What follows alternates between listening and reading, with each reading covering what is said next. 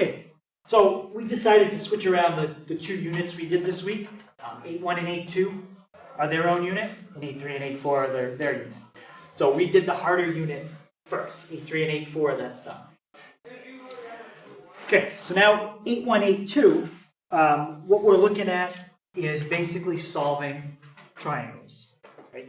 You're finding out how long the sides are, how big the angles are. This is the formula that you guys used the last time we did section 8.1 part 1. This is the law of sines.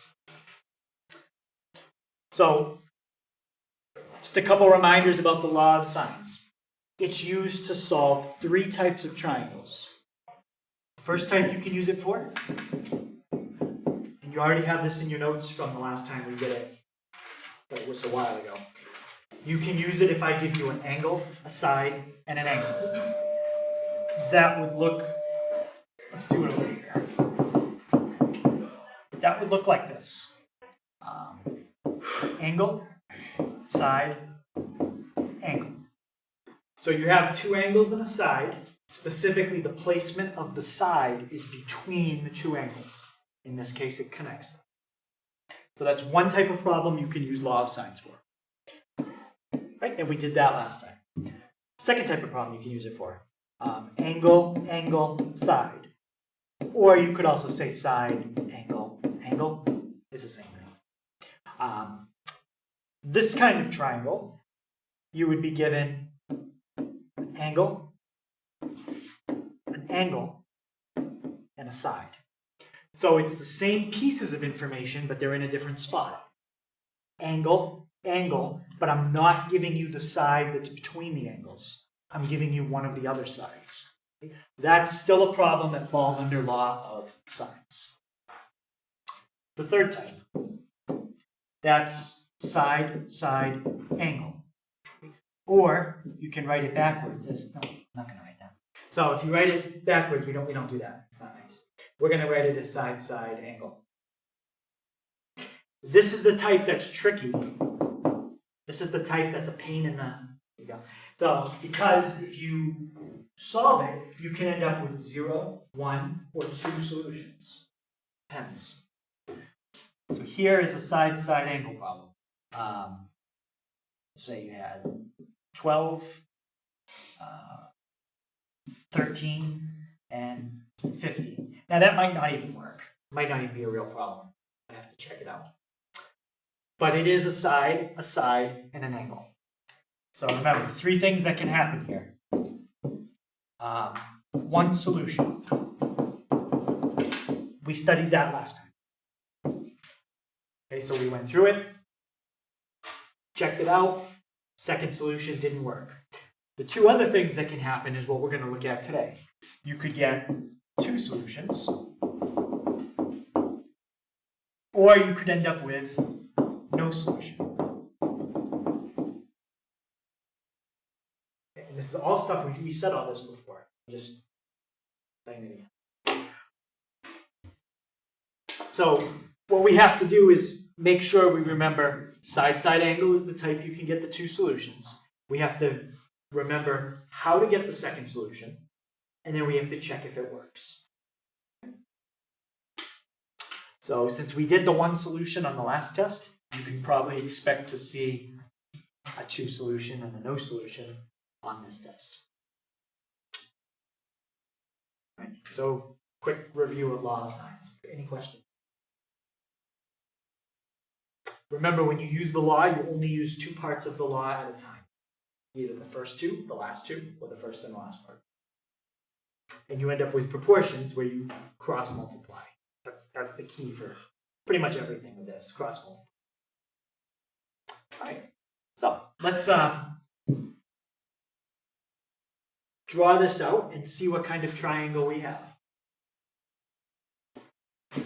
Now, I always draw my triangles that way. When they're not right triangles, you can draw it any way you want. You just have to remember that A is always across from which Greek letter? Alpha, and B across from beta, and C across from gamma. So put A, B, and C anywhere you want. Let's put A, alpha, B, beta, C, gamma. So, based on the information and the way I just laid it out in that triangle, using the three letters, A's and S's, what kind of triangle is that one?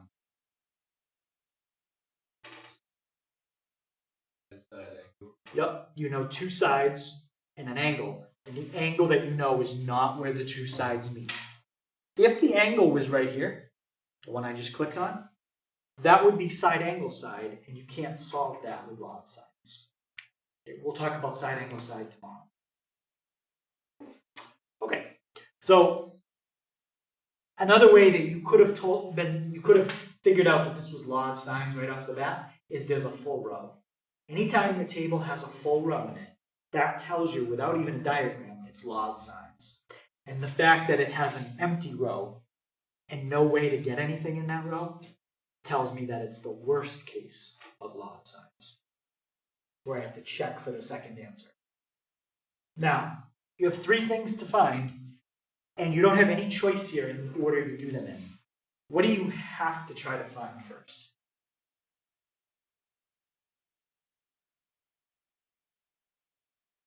You have to try to find beta first, because you don't know anything in this bottom row. If you have a row that's totally empty, you might as well just block it for now, because it's useless. You have to use rows that have at least one, and one row with two pieces of information. Okay, so let's set it up to find beta. So remember how the law of sines works. Sine of an angle, divide by what's across from it, equals sine of an angle, divide by what's across from it. So, using the information above, Nakira, can you fill in the left side of that proportion? Sine 35. Sine 35 over 6. It doesn't matter which side she put that on, but you got to have sine 35 over 6 in one part. And Jacob, if I'm finding beta, what's going to go on the right side? Sine beta over 8. Yep. And when we have a proportion, we cross multiply. In fact, we don't even really need to cross multiply, just multiply both sides by 8. So you're going to get 8 sine 35 over 6 equals sine beta. Now, in the box, I want beta. I don't want sine beta. So what do I have to do at this step to get beta by itself? Yep, we're going to take the inverse sine of what's on the left and what's on the right. Now, those cancel out. Assuming you've done everything right up to this step, you're going to type that in. If you get an error and you typed it in right, then this is a no solution problem. If you get an answer, then it's not no solution. That means you have an answer, and now you have to check for the second answer. So if you're careful, you can type all that in one step. And I'll show you how to do it with parentheses and everything. So inverse sine, 8 sine 35, close your parenthesis, divide by 6, and close your parenthesis. That's how you have to type it in if you want to do it all in one step. Hit enter. And we now know that this isn't a no solution problem. That's a solution right there. 49.886. Now notice where I'm trying to write it. Trying to write it up higher in the box. Just in case there's a second answer, I'll put it right below. Now, the second answer comes from what we've done before with this diagram.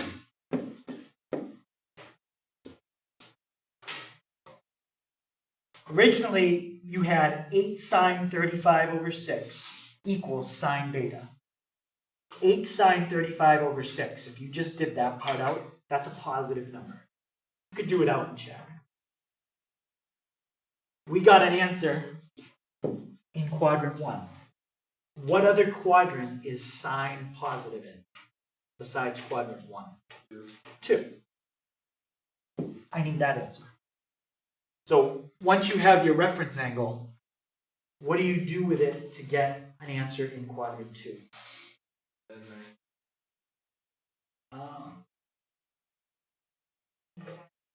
Subtract from 180, yes. So take 180 minus 49.886. That's the second answer. Now, I say it's the second answer, but if it works, what does that mean when I say if it works? What do you have to check?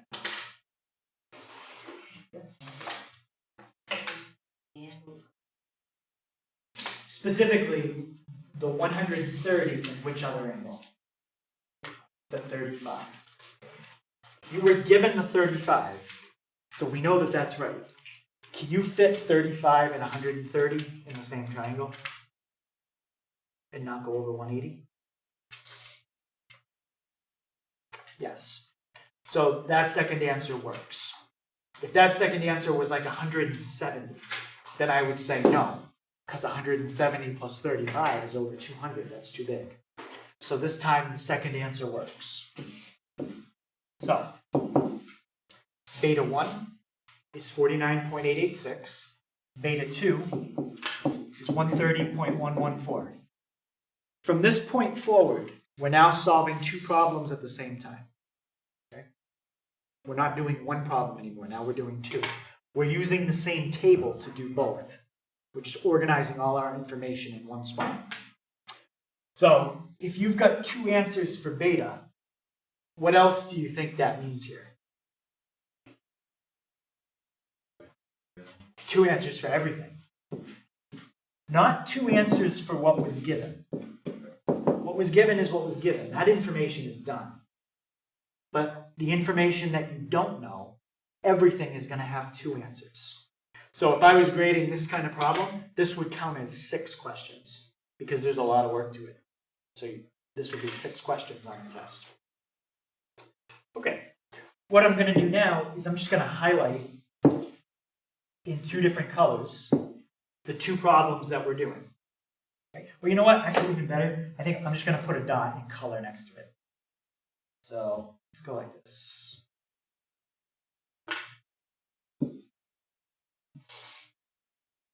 All right. We'll call it the red problem and the green problem. Alpha is part of the red problem. Beta 1, red problem. Gamma 1, red problem. The other triangle we're solving has alpha, that's in the green problem. Beta 2, green problem. Gamma 2, green problem. So alpha is a shared angle between both problems. It's in both. I could do the same thing over here. A is the red problem. B is the red problem. C1. Those are the 3 sides in the red triangle problem. A, B, C2. Those are the 3 sides in the green triangle problem. So if you look up there, you should see 6 red dots, 6 green dots. 2 different problems.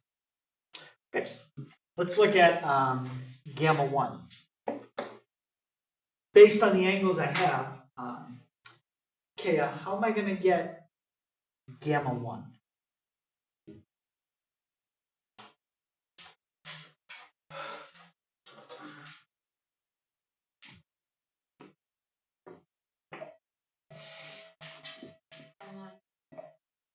You want to help her out?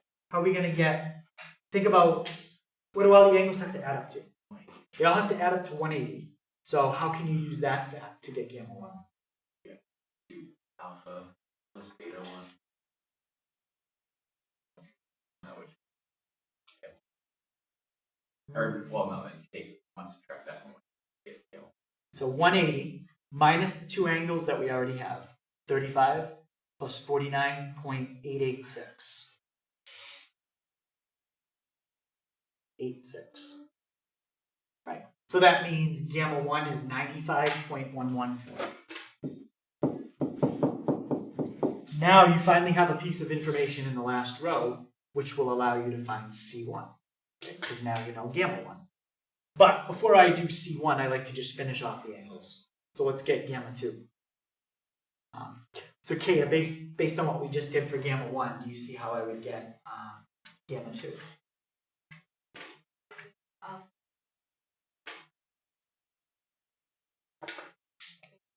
Yep, and then what?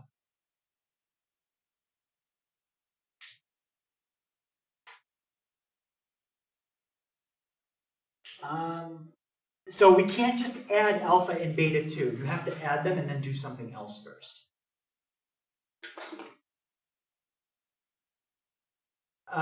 Something with 180, but what are we going to do? Not divide by 180, but subtract it from 180. So when you add alpha and beta 2, you're going to get 165.114 and minus that from 180. And you're going to get 14.886. Now we can find C1 and we can find C2. So let's set it up to find C1. It's going to be some proportion, and C2. Okay, so C1. C1 is a red triangle problem. That means you have to use a row that's red, and you have everything in it. How many rows in that? How many red rows in that table do we have that are full? Yep. We have 2. A alpha, B beta 1. I'm going to go with A and alpha because that was given and there's no decimals. So sine 35 over 6. Now to solve for C2, you're going to have to use a green row. Well, use A and alpha again. Sine 35 over 6. Okay, now to find C1, you use gamma 1. To find C2, gamma 2. So sine 95.114 over C1.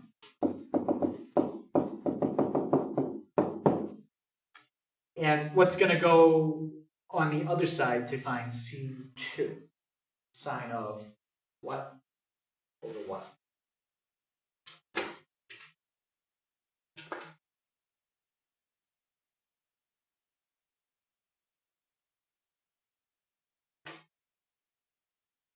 Okay. How to set it up to find C2?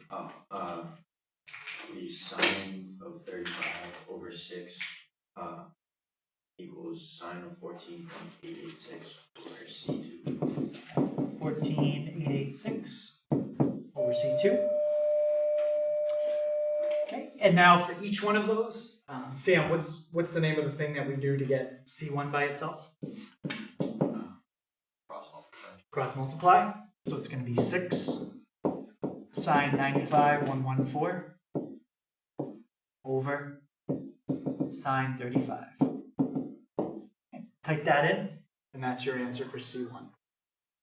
6 sine 95.114 divided by sine 35. Okay, and we get 10.419.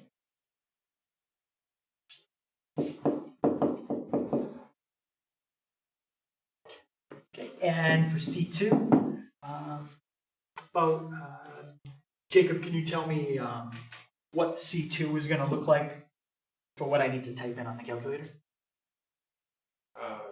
6 sine 14.886 over sine 35. Sine 35. Yep. So let's type that in. So 6 sine 14.886 divided by sine 35. 2.687. Okay, so a problem like that, I don't really think it's a harder problem. I think it's a longer problem. You have to do exactly the same thing twice. But that's a 2 solution, and that's as lengthy of a problem as you would ever have with law of science. Okay. Any questions on that? Okay. So what I like to do is just look at this picture for a second, and I'm going to show you how I can take a triangle that have two sides and an angle in common, and I'm going to draw it perfectly to scale, but I'm going to have two different triangles with that exact information. So this is more of a like a visual. Let's start with this side. Does everyone agree that this side and this side are the same length? Okay. Now, let's take this side, make a copy of it, and I'm going to flip it. How about those two sides? Does everyone agree those are the same? All I did was make a copy and flip it, so it, mirror image doesn't change the length. And the last thing I'm going to do is connect bottom side, like that. Now, what I've just done is if I group that together and move it up, you'll see the angle that's the same in a second. The angle that's the same is the one in the lower left. They're exactly the same. So, that angle is exactly the same as that angle. So I've just drawn two different triangles with the exact same information. Two sides are the same and one angle is the same. You can't do that on any other case. Angle, side angle, anything else we've studied or will study. That's the only case that you can do that with. Okay, so any questions on that one? All right, so let's take a look at this one.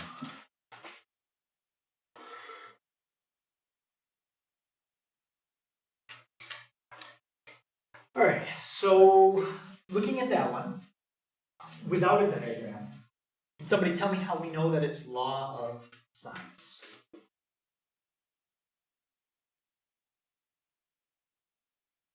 Yeah.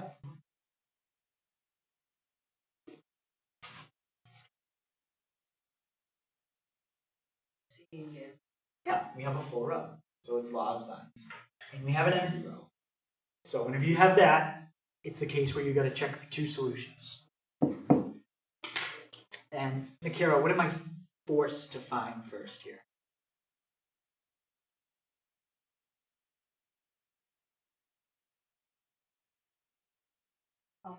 Alpha. Okay, forget about B and beta because that row's empty. It's useless right now. Until you find something in it, you can't do anything with it. So let's go for alpha first. Okay, so when I set this up to find alpha, Sam, can you tell me my proportion? Gamma 50 or sine 50. Yep. Over 1. Alpha. Sine alpha. Sine alpha. 2. Okay, let's cross multiply, get alpha by itself, and see what happens.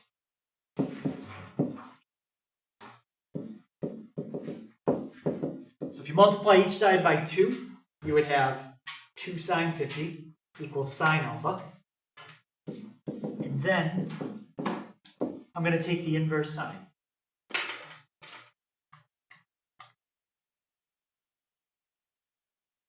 Any questions on how I get alpha by itself there? So now, before we type it in, just think for a second about sine. What's the highest and the lowest that the graph of sine normally goes? Yep. 1 to -1. Well, look at 2 sine 50. That's 1.53.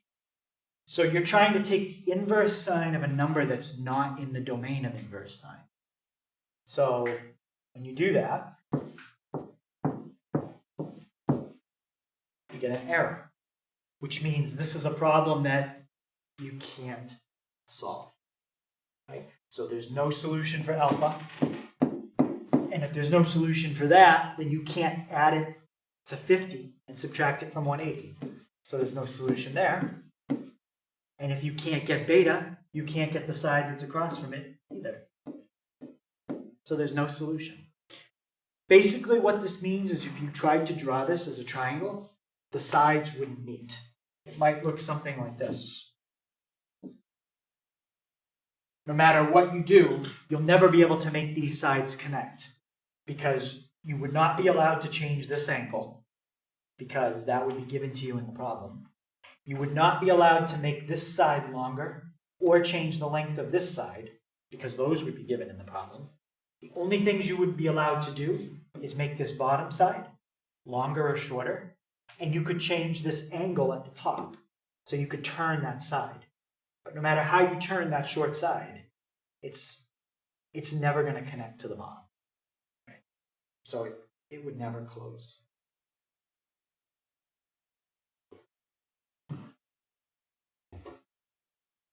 Any question on the no solution? Okay.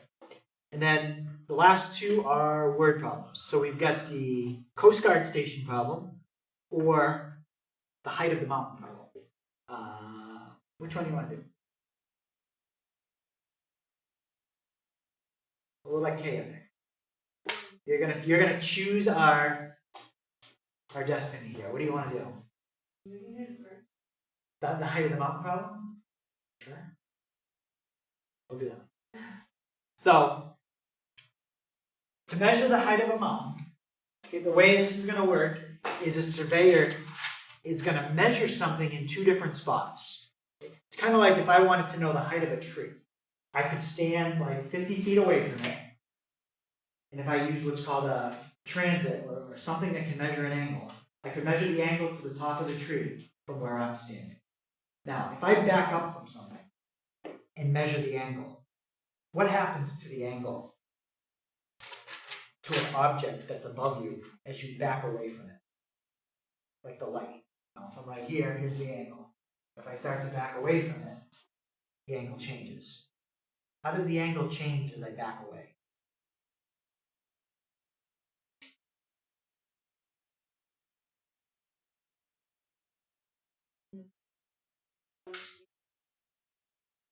Yep, so the bottom of the triangle, the side is getting longer, which would mean what's happening to the angle that I have to use with my neck to look at the light. It's getting bigger. As I back away from it? Yeah. So like here, if I'm right under it, I'm up, like my angle is 90. I'm looking like straight up. Yeah. Now as I back away from it, I don't have to look straight up. The angle goes down a little bit, like a movie screen. The closer you are, the steeper the angle. The more you back up, the more the angle goes down. So that's basically what the surveyor is going to do. They're going to measure the angle to the peak of the mountain from two different spots. And we're going to measure those angles. You have to know how far apart the two spots are. It's not important, like a specific number. You just have to know the number. So the surveyor is going to stand in one spot, get the angle to the top of the mountain, and then back up 900 meters, and then get the angle to the top of the mountain again. The first time they measure the angle to the mountain, the surveyor gets a 47-degree angle. Once the surveyor backs up 900 meters and does it again, they get a 35-degree angle. Now, to keep it so we don't have extra stuff to deal with, we're going to assume that the device they're using to measure the height of the mountain is level with the ground. It's on the ground. That's probably not really true. Most of the time, if a surveyor is using a transit, it's on like a tripod. So then you'd have to add the height of the tripod into the equation. It's usually like 5 feet or something. All right, so we're just going to assume that maybe we've got some device that can just sit on the ground and you can angle it so that like a laser points at the top of the mountain. And then on top of the device, it tells you the angle it's pointing at to hit the top of the mountain.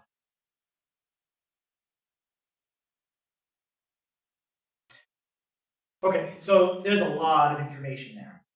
What do you think we should do that's going to help a lot to think about all this information in a different way?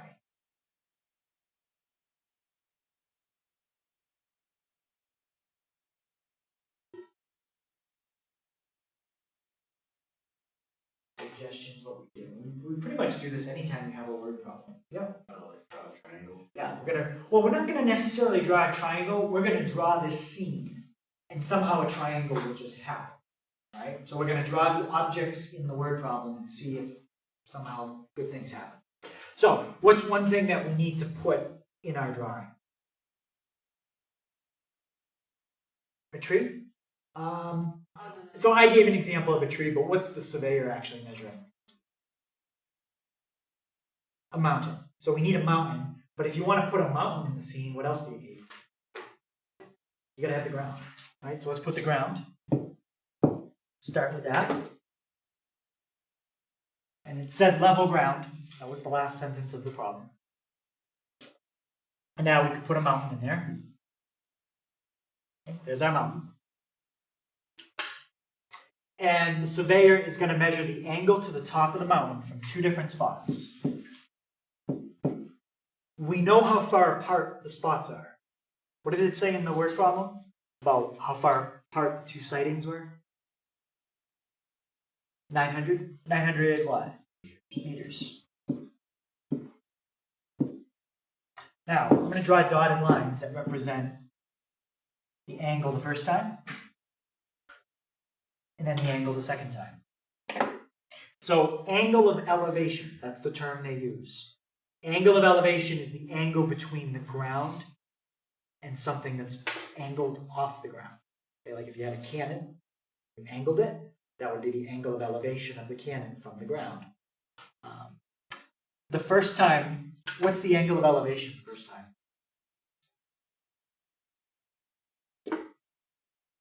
47. And what was the angle of elevation the second time? 35. Okay. So we've labeled everything in the problem. Now what we want to find is that.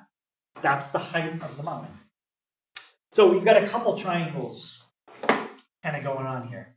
First of all, we've got this one,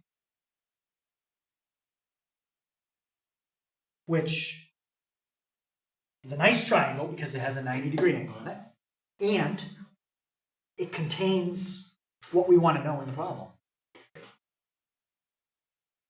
What you're solving for is that. That's the height of the mountain, right there. This is 47 degrees. How come you can't solve that triangle for h right now? Yeah. Specifically, you don't have a side. That's the problem. You can't solve a triangle if you don't have a side. So we're going to have to come back to that.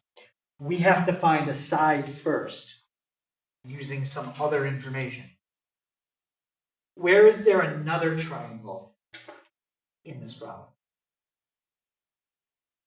Someone describe to me another triangle that you see? Yeah. So like from here to here? And then where? All right, and then where? Line is straight up. Well, it's got to follow the lines we are. Do you mean go off the lines we have? Because we got to stay on the lines we have. Yeah. So there's another triangle in the problem. Is that a right triangle? No, it's not a right triangle. But we can label some things about it. The bottom side is 900. This angle is 35. What about that angle right there?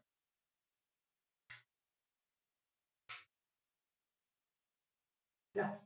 It would be 180 minus. Yeah, it's 180 minus 47.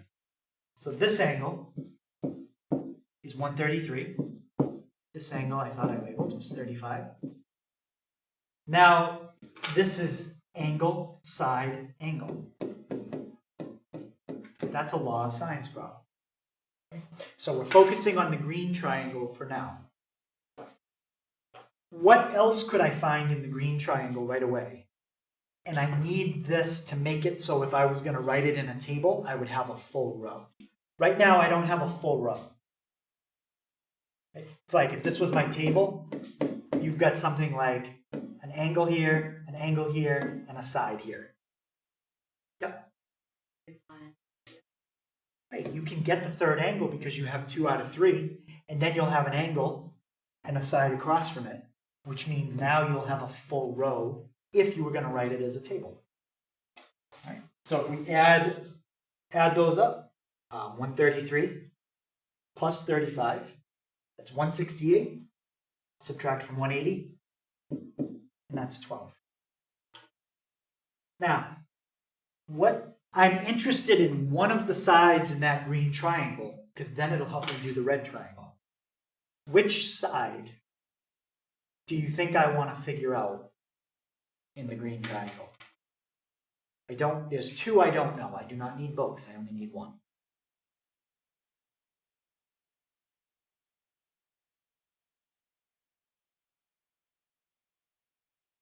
Yeah. You right side? Yes.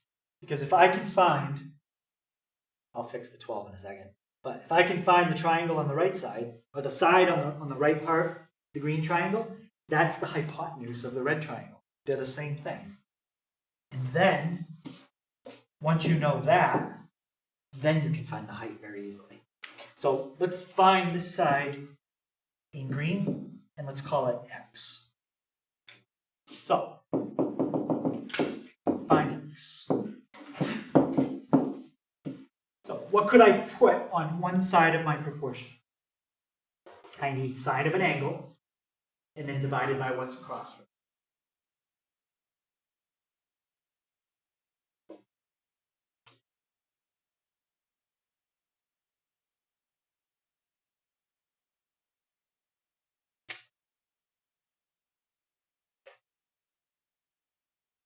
Do I have an angle and the side across from it in the green triangle?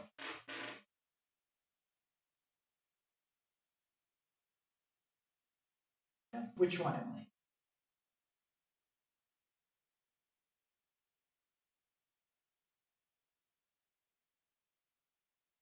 Okay, so that's going to be what's across from the 35. What side? X. So we could start with that. Sine 35 over x. Now I need to fill in on the other side all numbers, no more letters now. So what could I put in the top on the other side? Yeah. Perfect. Sine 12 over 900. And this will tell you that. Okay. Then you'll know a side in the red triangle. So we're going to have 900 times sine 35 divided by sine 12. Let's just see what that comes out to. So clear that. 900 sine 35 divided by sine 12. So the hypotenuse is 2482.9. Let's put that right here. 2482.9 meters. Is that the height of the mountain?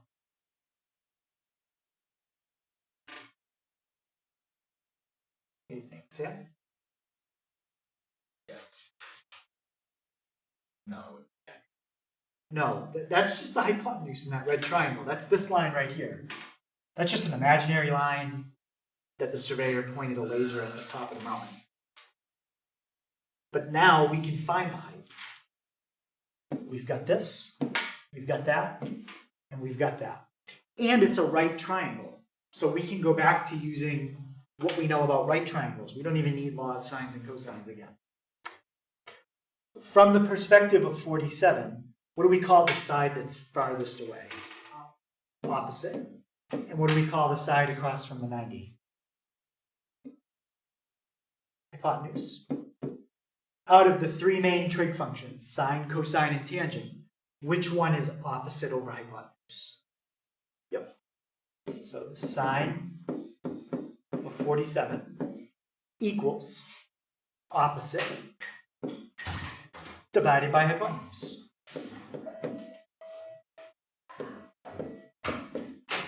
And what would be your last step to get h by itself there?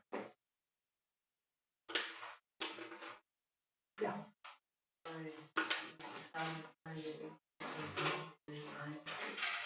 Yep.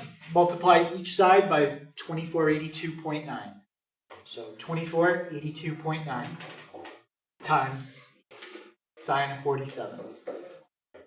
So the height of the mountain is 1,815.9 meters. I say 1,815.9. So in terms of mountains, compared to like mountains around here, does anyone know if is that like a tall mountain or short mountain? What? It's pretty tall. Mount Wachusett, just to compare it to that, is 2,000 feet. 2,000 feet. There's over 3 feet in a meter.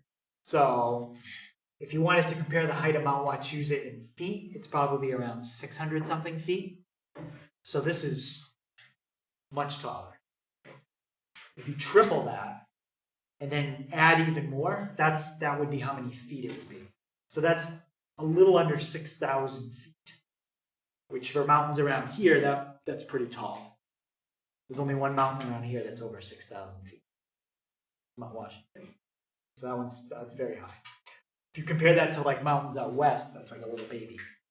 They have mountains there that are, Mount Whitney in California, that's over 10,000 feet. Very high. That's what the height of the mountain is. So any questions on that one? All right. So that wraps up law of sines. So we looked at the two solution, the no solution, and then a word problem. That's pretty much exactly what the first three questions of the test are going to be like. Okay, the last thing we have to look at tomorrow is the law of cosines. So we'll finish that up tomorrow. Okay, homework tonight on 435 kind of skips around. It's 4, 9, 11, 13, 14, 18, 19. And don't forget, tomorrow night I'm going to give you part 1 as a take-home. We'll finish part 2 in class on Friday.